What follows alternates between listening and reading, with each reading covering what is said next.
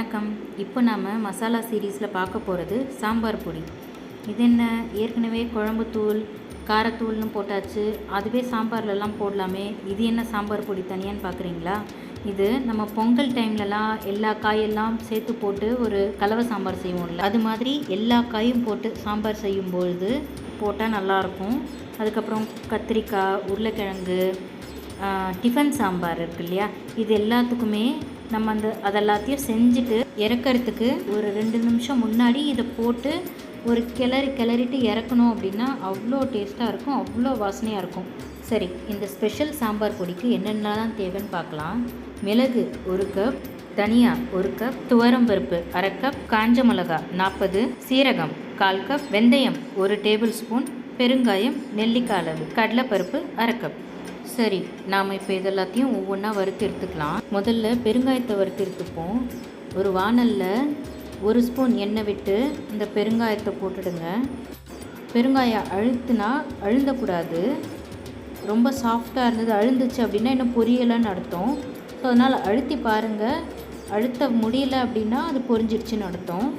எடுத்து வச்சுக்கலாம். அடுத்து மிளகா போட்டு வறுத்துக்கலாம்.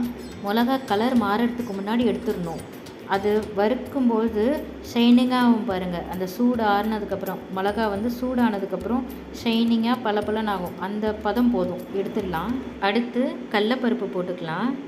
கடலைப்பருப்பு லைட்டாக வறுந்தோடனே வாசனை வர ஆரம்பிக்கும், அதுதான் பதம், எடுத்துடலாம்.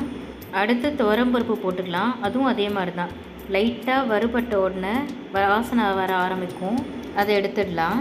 அடுத்து வெந்தயம் வறுபட்ட உடனே பொரிய ஆரம்பிக்கும் படப்படன்னு, அதுதான் பதம், எடுத்துடலாம். இப்போது சீரகம் லைட்டாக சூடானால் போதும், எடுத்துடலாம். தனியாக சூடான அப்புறம் வாசனை வரும், வாசனை வந்தோன்னே எடுத்துடலாம்.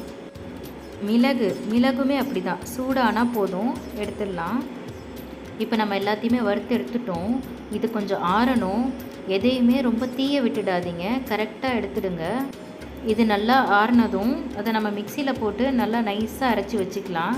நான் சொன்ன மாதிரி இதை டிஃபன் சாம்பார், கலவை சாம்பார், வறுவல், அப்புறம் மெயினாக வத்த குழம்புக்கு போட்டால் ரொம்ப நல்லாயிருக்கும் டேஸ்ட்டு. இந்த பொடி யூஸ் பண்ணி ஒரு நாள் நான் வத்த குழம்பு பண்ணி உங்களுக்கு நான் வீடியோ போடுறேன். நீங்களும் இந்த பொடியை அரைச்சி பார்த்துட்டு யூஸ் பண்ணி டேஸ்ட் எப்படி இருந்ததுன்னு சொல்லுங்கள். மறக்காமல் சேனலை சப்ஸ்கிரைப் பண்ணுங்கள். நன்றி.